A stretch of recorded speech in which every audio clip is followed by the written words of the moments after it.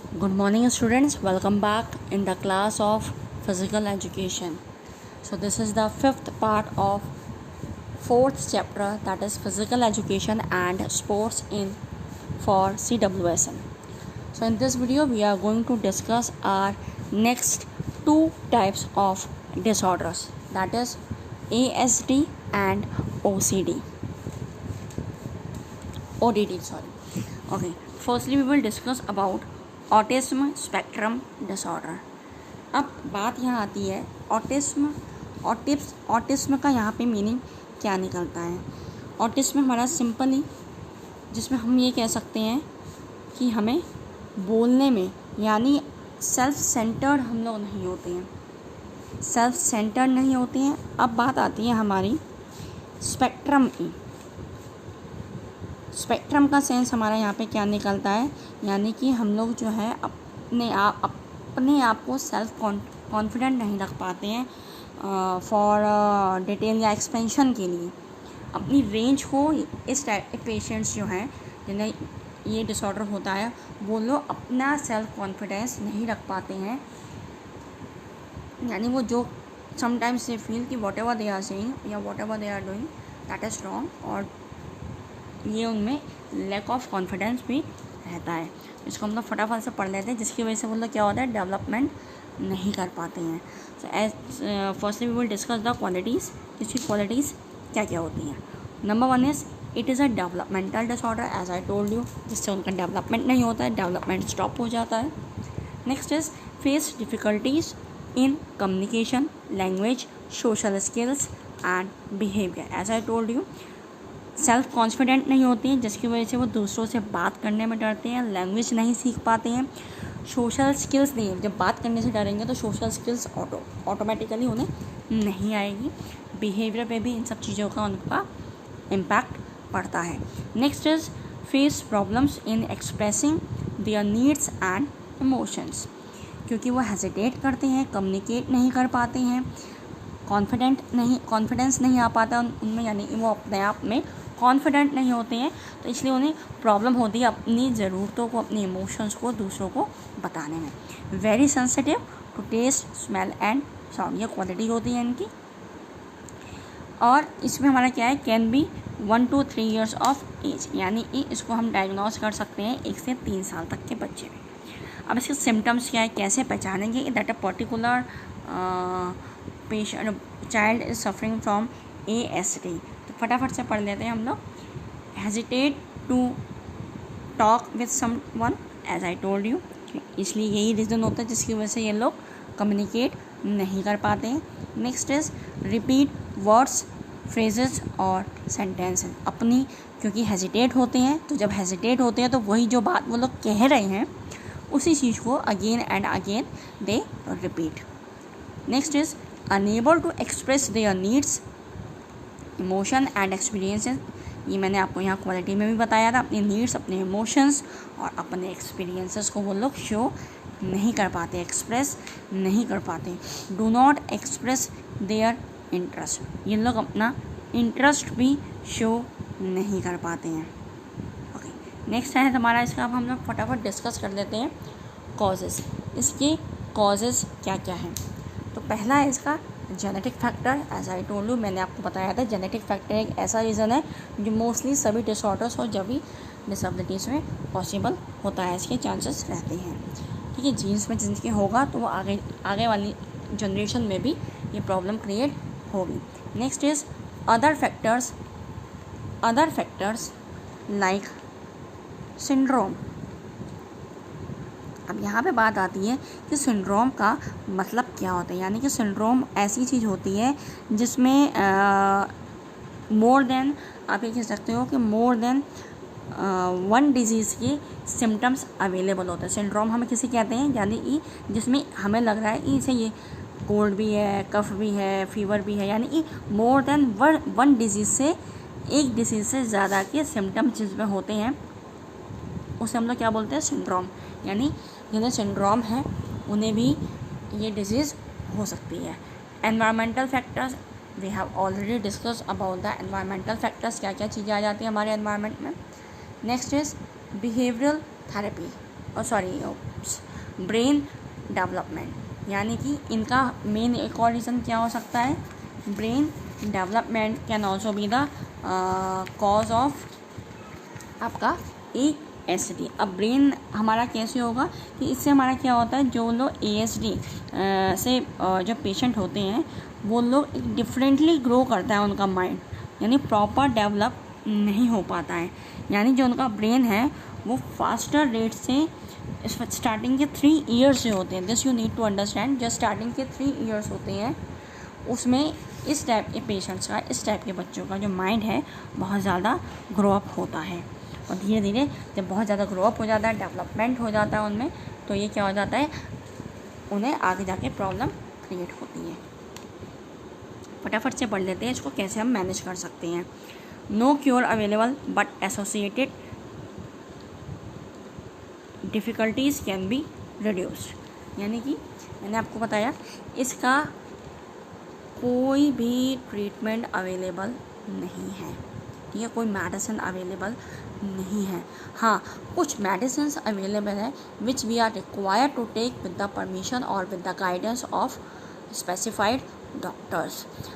अगर हम ये कि जैसे हम लोग कफ कोल्ड की जो है मेडिसिन अपने आप ले लेते हैं, या और कोई भी हमें मेंटल स्ट्रेस है, पेन हो रहा है, हेडेक हो रहा है, तो हम उसमें क्या करते हैं, हम उसमें कोई भी हम पेन किलर वगैरह या मेडिसिन खुद से हम ले लेते हैं। लेकिन यहाँ पे क्या है, हमें मेडिसिन वगैरह अवेलेबल है मार्केट में, but we should not take without any advice of doctor. इसका इसलिए हम कहते हैं कि कोई क्योर अवेलेबल नहीं है। ये क्वेश्चन आपका MCQ में पूछा जा सकता है, that which of the disorder medicine are advise to take with the guidance of doctor. Behavioural therapy, behaviour में चेंजेस कराने के लिए हम उनकी बिहेवियरल थेरेपी को हम उन्हें प्रोवाइड करवा सकते हैं, which are available in the market in different centres. I hope this is clear to you all. अब फटाफट से हम लोग नेक्स्ट पढ़ लेते हैं, जो है हमारा ऑपोजिशनल डेफिएंट डिसऑर्डर। अब नाम से पता चल रहा है ओपोजिशनल, ओपोजिशन मतलब जो हमेशा अपोज में रहता है, जो हमेशा अगेंस्ट में रहता है ना, क्या है, हमेशा अगेंस्ट में रहता है, यानी कि इसका आप, और हमारा नेक्स्ट आ रहा है डेफिएंट। डेफिएंट का मतलब क्या हो जाएगा, जैसे जो लोग हमेशा रिबेल देने यानी रिवेंजिंग वे में रहते हैं, हमेशा रिफ्यूज़ करना चीज़ों को, और रिवेंज, उसने मुझे ऐसा कह दिया तो मुझे इसका रिवेंज लेना ही लेना है ना। इस टाइप का जो डिसऑर्डर, ये क्वालिटीज़ क्या होती है, नाम से हमें पता चल गया है। इस पर हम क्या डिस्कस करने वाले हैं, तो यानी हमारा बिहेवियर में चेंज आता है ये, तो इट इज़ अ सेट और a group of behavioural disorders, ठीक है। ये हमारा क्या है, या तो एक ही टाइप के बिहेवियर या एक पूरा ग्रुप हो सकता है जिसमें अलग अलग चीज़ों के अलग अलग रिलेटेड हमारा बिहेवियर चेंज हो जाता है, तो हम लोग क्या बोलते हैं, ये हमारा क्या प्रॉब्लम है, oppositional defiant disorder, ODD। It is a type of mental disorder. Behaviour change हो रहा है क्योंकि माइंड में वो चीज़ चल रही है इस डिसऑर्डर में कि मुझे रिवेंज लेना है। अब ये दिमाग से थोड़ा, वो बाहर से थोड़ा ना सोच रहे हैं हम लोग, हम सोचते किससे हैं, माइंड से सोचते हैं, मेंटल, यानी हमारी क्या प्रॉब्लम हो गई, मेंटल डिसऑर्डर, इन विच इंडिविजुअल अपोजेस अदर्स, जिसमें क्या करता है, हम सामने वाले को हमेशा गलत बोलते हैं, अपोज में रहते हैं, उसके हमेशा अगेंस्ट में बोलते हैं। We never try to understand, sometime happens कि सामने वाला सही होते हुए भी हम उसे गलत ही मानते हैं। ओपन रिफ्यूज़ल टू ओबे, इस टाइप के जो पेशेंट्स होते हैं वो मुंह पे, चित्त पे मना कर देते हैं, that we will not follow your rules and instruction, और we will not follow whatever you are saying. Next हमारा become angry, irritable and argues for everything. क्या करते हैं, बहुत जल्दी इन्हें गुस्सा आ जाता है, बहुत जल्दी इरिटेट हो जाते हैं, और हर बात पे आर्ग्यूमेंट्स स्टार्ट कर देते हैं, हर चीज़ के लिए और हर किसी से, यानी वो लोग नहीं सोचते यहाँ टॉपिक क्या है, बात क्या है, और किससे बात कर रहे हैं, doesn't matters, they start arguing with others. Next is his behaviour become different, उनका बिहेवियर क्या होता है, आपको आइडेंटिफाई कर लेंगे इसलिए कि उसका बिहेवियर में क्या आ गया है, चेंजेस आ गए हैं। Also called disruptive behaviour disorder, यानी कि इसका दूसरा नाम क्या है हमारा, डिसरप्टिव, क्या नाम है हमारा, डिसरप्टिव बिहेवियर। तो डिसरप्टिव हमारा क्या होता है, यानी कि हमारा क्या होता है, बहुत ही डिसरप्टिव आप ऐसे समझ सकते हैं, हार्मफुल। ठीक है, हमारा क्या है, कैसा बिहेवियर हो जाता है, बहुत ही हार्मफुल बिहेवियर हो जाता है, खुद के लिए तो, दूसरों के लिए तो है ही है। भाई दूसरों को आप डिसोबे कर रहे हैं, उन्हें आर्गूमेंट्स कर रहे हैं, तो दूसरों को तो बुरा लग ही रहा है। अलॉन्ग विद दैट आप खुद के लिए भी वो क्या है, हार्मफुल हैं। क्यों? जब आपका इस टाइप से बिहेवियर हो जाएगा तो everybody, nobody wants to talk with you. Next है हमारा इसका सिम्टम्स, फटाफट से कर लेते हैं।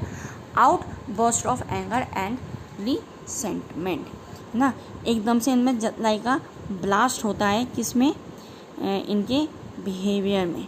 इनके बिहेवियर में क्या हो जाता है, ब्लास्ट हो जाता है। और रिसेंटमेंट का मतलब क्या होता है, बहुत जल्दी ये लोग नाराज़ हो जाते हैं, छोटी छोटी बात पे गुस्सा बहुत जल्दी आता है, नाराज़ भी उतनी ही जल्दी होते हैं। रिपीटेड टेम्पर टेंट्रम, तो यहाँ पे रिपीट क्या है, बार बार। अब बार बार क्या होता है, टेम्पर तो आपको पता ही है, टेम्पर हमारा क्या होता है, टेम्पर होता है हमारा गुस्सा, है ना। तो यानी हम बहुत जल्दी गुस्से में आ जाते हैं, झुंझुलाहट, चिढ़ जाते हैं हम लोग, और बाँचो, और हमें तुरंत से पहले क्या आ जाता है, गुस्सा आ जाता है। हम छोटी छोटी बात पे, हर बात पे we start repeating anger. Actively refusing to accept request और रूल्स। अच्छा, मैंने वहाँ पे टेम्पर की बताई कि बहुत जल्दी गुस्सा आ जाता है, दैट डिपेंड्स कि वो कंडीशन या सिचुएशन ही वहाँ पर ऐसी जिसकी वजह से गुस्सा आ रहा है, लोग उन्हें गुस्सा दिला रहे हैं जानबूझ के, या उनके बिहेवियर में है। Both the things are different, है ना।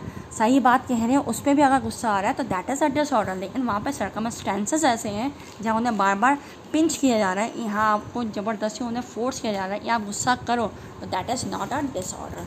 Late me tell you this thing also. Next हमारा था actively refusing to accept request और रूल्स। हर बात पर उनकी एक आदत बन जाती है, हर बात को मना करना, किसी की भी रूल्स को फॉलो ना करना, किसी की रिक्वेस्ट को फॉलो ना करना। कोई अगर प्यार से भी कुछ कह रहा है, you have to change your behaviour, लेकिन वो मानेंगे ही नहीं। उस समय तो आपको कह देंगे yes I can, I will, but they will not, है ना। This is the quality of this disorder. Next is seeking revenge, बदला लेने की सोचते हैं ये लोग।